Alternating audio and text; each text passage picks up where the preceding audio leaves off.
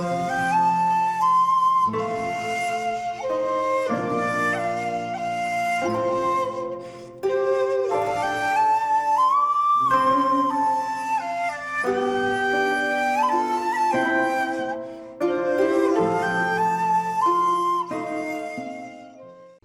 there, this is Solitary Ronin from Solitary Ronin Films, and welcome to another director battle. Today's battle is Orson Welles against Fritz Lang. Again, on the surface perhaps not too much in common, apart from both being very influential and both being masters of the game. So you kind of forget, you know, Fritz Lang obviously started in Germany making silent films, very influential silent films, and then came over to America and made a bunch of thrillers and such. Even went over to England and made some films. Here's Manhunt, which is a lovely little film with Walter Pidgeon and George Sanders and Joan Bennett, about a big game hunter who takes a pot shot at Hitler and the consequences of those actions. There's one of his silents, The Woman in the Moon, from 1929. Again, we're lucky that a lot of Lang is now available on Blu-ray. Obviously there's some missing ones. The Spione or Spies from 1929. 1928. Here's Dr. Mabuse the Gambler from 1922. The Testament of Dr. Mabuse. The Thousand Eyes of Dr. Mabuse, which I've still to watch. Der Nibelungen, which I still haven't watched. Yes, you can shout at me, but I still haven't watched the Nibelungen. This is Eureka Master Cinema DVD of his two Indian films, Der Tiger in Eschenpur and Das Indischen Kraval. Still to watch those ones as well. Cloak and Dagger with Gary Cooper. The Woman in the Window with Edward G. Robinson and Joan Bennett, which you'll either go with the ending or it'll drive you nuts. Human Desire, which is based on the same novel that Jean Renoir did, La Bête Humaine with Jean Gabin. Personally, I prefer the Renoir version. Destiny, which is another excellent silent film from 1921, or Der Tod. This is a steelbook of the Testament of Dr. Mabuse. There's a couple of indicators. The Wonderful Big Heat, again with Glenn Ford, and a wonderful performance by Lee Marvin. And Ministry of Fear with one of my favourites, Ray Milland, which is wonderful. And obviously Metropolis. Well, that's upside down. And of course M. So Fritz Lang did a lot of different films. He was almost a master in noir, a master of silent cinema. Obviously M and Metropolis are hugely influential, and Metropolis is still an amazing film. It's difficult to get around your head the production design and just the sets of Metropolis from that time. It's an amazing achievement. And then we have Orson Welles. So here's the olive release of Macbeth, which has got 2 cuts. Then we have Citizen Kane, which for a long time were voted in Sight and Sound, I believe, is the greatest film ever made. I don't agree with that, but it's obviously still an amazing film, and it's kind of timely that we're doing this video because Criterion, I think, have pretty much announced that their first 4K is going to be of Citizen Kane on its 80th anniversary. Then we have The Stranger, which is a lovely little film with Edward G. Robinson as a Nazi hunter. Originally Orson Welles wanted Agnes Moorehead, which would have been interesting. The Trial, which is an underrated masterpiece. Touch of Evil. I mean, you could make the random statement that Welles invented Citizen Kane, invented film noir with Citizen Kane, and ended film noir with Touch of Evil. And there's the Steelbook, which is very orange. F for Fake, his wonderfully fun documentary, or mockumentary. The Criterion of Mr. Arkadin, or Confidential Report. The big Criterion DVD. This has, what does this have? 4 different versions of the film? 3 different versions of the film. A lot of versions of the film, and a great big book. We have to stick this because it's large. The Magnificent Ambersons, which has got a wonderful 4K restoration on this Criterion. Othello, which 2 cuts of this film.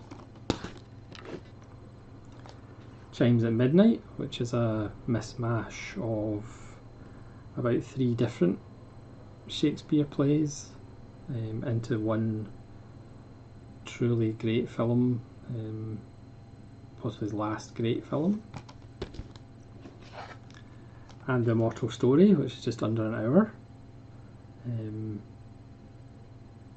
but it's a lovely little film too.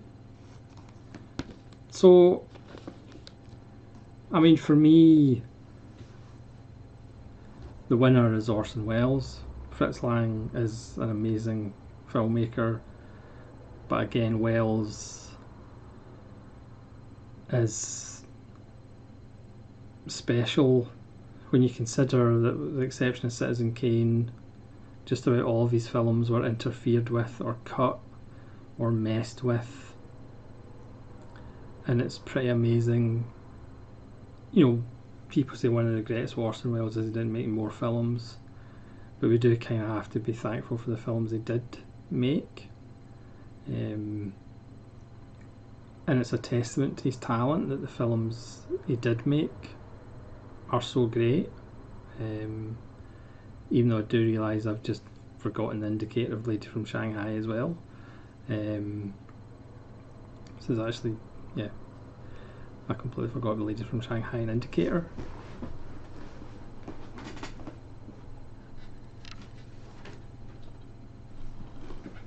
Just in case you've never seen the front of the Lady from Shanghai, you know, what a surprise. His films are just special. Are they perfect? Perhaps not. But the flaws in the films of Welles show him a little bit to be human. You know, Welles for me is one of the few geniuses of cinema. You know, I've got a lot of favourite filmmakers and there's a lot of great filmmakers, but I wouldn't necessarily say there's that many geniuses of cinema. I think genius is overused. I would say probably Orson Welles is a genius, Kubrick was a genius, Bergman was a genius. You know, my favourite director of all time, Kurosawa, I wouldn't necessarily call Kurosawa a genius. I would call him a master for sure, but not necessarily a genius. You know, obviously you can make the argument for your own geniuses. Some people say Buster Keaton was a genius, some people say Charlie Chaplin was a genius. But for me, Welles Kubrick and Bergman were geniuses. Now, as we've seen with Bergman, that doesn't automatically make him my favourite director just because he's a genius. You have to have more than just being a genius. But Wells, his shot composition is right up there with Kurosawa and Leone and Kubrick. Wells himself was built on as much mystery and enigma and myths that he had pretty much spread about himself, more than anybody else. Hollywood was scared of him, and Hollywood treated him terribly. Even later on in his life, there were supporters of him, but nobody could actually get him money to make films. A lot of it he brought on himself, but the way he was treated is pretty tragic, really. So it's, like I said, it's a testament to his talent, that he's left us with such great works, even if they are flawed. But like I said, for me, he's always been in my top 10. I think he'll probably always be in my top 10. Also, I don't want to use definitive statements because obviously that will change by next year if I do a top 40. But as great as Fritz Lang is, for me, again, it's one of those things. I've had Orson Welles in my life for a lot longer than Fritz Lang. For a period it was a kind of hunt to get the right version of Welles films or see different cuts of Welles films, like Confidential Report, Mr. Arkadin. It's like, which version did you actually see? Because obviously Macbeth's got 2 cuts and Othello's got 2 cuts. But Orson Welles to me represents the magic of cinema. He's a larger than life character. He has one of the great voices in cinema history, or one of the great voices in hearing history. He was a pretty good actor, certainly as he called himself, he was a king actor. He played kings very well. But then if you look at something like Chimes at Midnight, he gives a heartbreaking performance in that. It's an older Welles, perhaps not a wiser Welles, but it's certainly an older Welles who, very much like the character, had been treated badly. And that final scene of his abandonment is one of the most heartbreaking scenes in cinema history. But I mean, for Touch of Evil, like Marlene Dietrich says, he was some kind of a man. And there won't be any more Orson Welles coming through the door. I mean, you could say that about a lot of these directors that run these battles. But Orson Welles has always been special to me. There's a wonderful, I can't remember who did the interview, but there's a wonderful about hour-and-a-half interview from the 80s, just before he died, where he talks about his career, and of course he's making all these anecdotes, so how much of what he's saying is true, how much is he made up to add to the myth of himself. There's great stories of William Randolph Hearst, who obviously wanted Citizen Kane burned. So the one film that is the pure vision of Orson Welles was almost burned. The story about somebody told him, if you go back to your hotel, Randolph Hearst has put an underage girl in your bed, so don't go back to your hotel. It's funny what money and power can do. Obviously, Magnificent Ambersons is just an amazing film, despite about 40 minutes being cut out of it.